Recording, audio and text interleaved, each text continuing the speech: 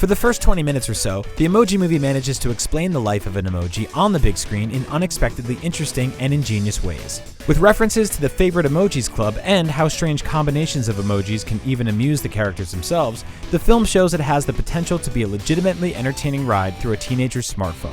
But as the Emoji Movie goes on, it reveals itself to be just as misguided as many assumed it would be when it was first announced.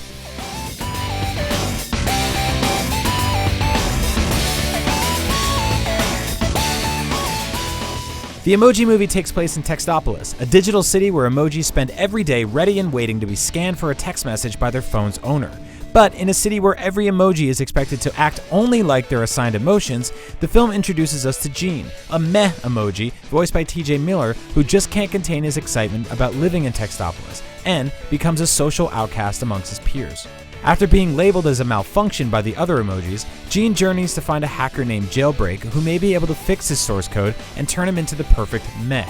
One of the biggest problems with the Emoji Movie is that it feels like a very odd grab bag of elements stolen from recent animated films. It is the same on-the-nose casting that helped the Lego Movie stand out and unsuccessfully attempts to recreate that film's comedic style. It also takes a similar approach to the virtual world as Wreck-It Ralph did and attempts to convey the same message as Inside Out without the emotional insight or subtlety.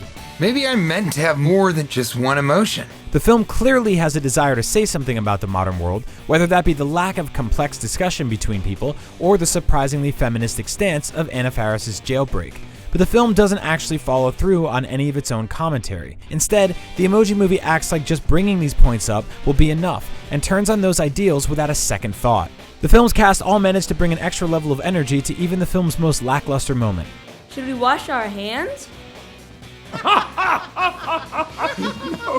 No. But in the end, while the Emoji Movie manages to find some ingenious ways of explaining the daily life of an emoji, its inability to deliver emotionally or thematically keeps it from ever feeling like a worthwhile experience. Yes, well, we have business to attend to. What kind of business? Monkey business.